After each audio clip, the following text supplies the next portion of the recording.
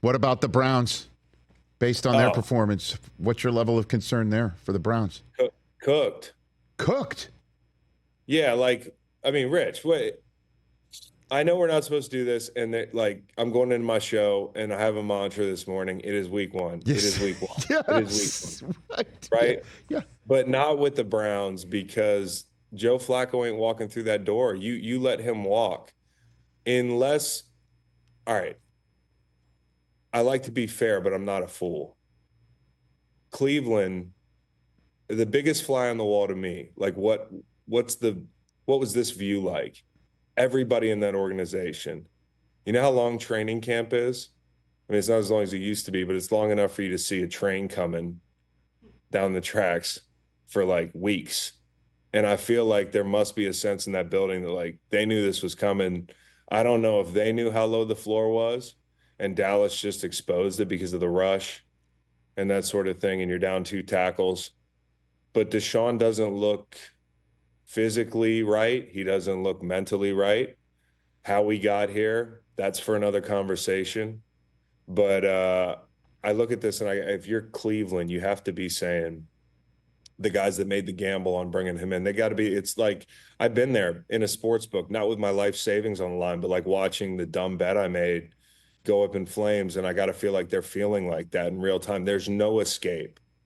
And they actually burnt their only exit, which is the Joe Flacco thing. Now, I don't want to take anything away from Jameis Winston. Maybe he revives his career. We've seen it happen with Geno Smith and that sort of thing. But uh, Cleveland looked rough. I think they gave up 4 scoring drives in like 11 minutes in the second quarter. It was like they couldn't even get to the half.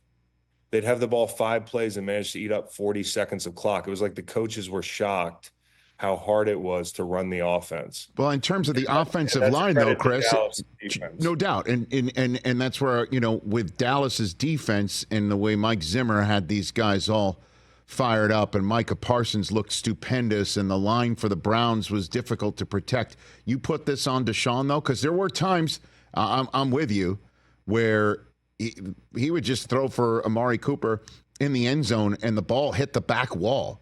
Or he'd be looking for Judy on the sideline, and it damn near hit the kicking net. You know what I mean? Like, those are some of the throws I was just looking around saying, wow, that is way off. There was another time he took one right in the chops, put it right in Cooper's hands, and it went through his hands. And he dropped it. And that was the kind of game it was. Not that would have made any difference. I think their only shot was to maybe get that pick that they didn't come up with early or fall on the strip sack, because that game was never going to play out the way they wanted it to play down multiple scores. When they gave up those scores before the half, it was like there's no escape. Greg Williams used to say, lock the gates. We got them for 60 minutes. Like, they can't get out. And Greg, interestingly, who actually works in the media in Cleveland now, he was probably thinking yesterday watching that game, like, the gates are locked on the Browns. Like, they can't get out. And it was painful to watch. But you're saying the gates are locked on Deshaun's contract. So you put this on number 4 right here. Well, I'm not balking at answering the question in one word for any reason other than I want you guys to understand me exactly and clearly. Yes, sir. It is on anybody who had a say in bringing him to Cleveland. It is on Deshaun in the context of the game. But it's not like he could have done anything different. I really think at this point that's who he is. I don't know if physically he's shot. When you go back, Rich, I know you like to say I don't have any people, it's just me, but tell your stat guys. Yes, sir. To look up how many times Deshaun Watson was hit and sacked over the first few years of his career, compare it to Joe Burrow, compare it to Andrew Luck. I think it's more. And it was hidden so well because he had such success and he was so electric, but he took a beating. And so there was obviously the off the field stuff, which we're all kind of like, hey, there's some people that never want to give him a chance again. There's some people like myself who, whatever happens, happens, man. I don't feel, too bad for a guy that got that kind of deal coming off what happened. And then there's people that probably aren't looking at it as clearly as the people who added that statistic up. I mean, we did it a year ago and it was eye-opening how many times he got hit in Houston. So, everybody's like, hey, is it morally the right thing to bring him in?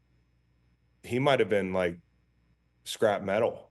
And I look at him now and I'm like, I don't know if his arm's shot or what, but his mind's definitely not right either. He has no confidence. And yeah, 2 tackles are down, but this is a team we were like, whoa, they got a great roster. This is like a Super Bowl kind of roster. The question's just the quarterback. And DeJuan Jones got some y'all told me, not y'all, but the Browns, the tape told me that DeJuan Jones could hold up last year. So you're down a tackle, you're down a running back. And maybe that's what we should come to expect from a team like that. And Njoku's down now. I just don't think there's anybody coming to the rescue. This defense is good enough to win some games, but I just want to give Dallas credit. That was the defense when you walked away that was like, man, as we all kind of prepared for Dallas's demise, myself included, and I still think they got a lot to prove to not be the same team in the postseason, Rich. But as far as what they put on the field yesterday, the first 10 minutes of that game offensively, there were a lot of wow moments where it was like, oh, Zeke can still hurdle guys.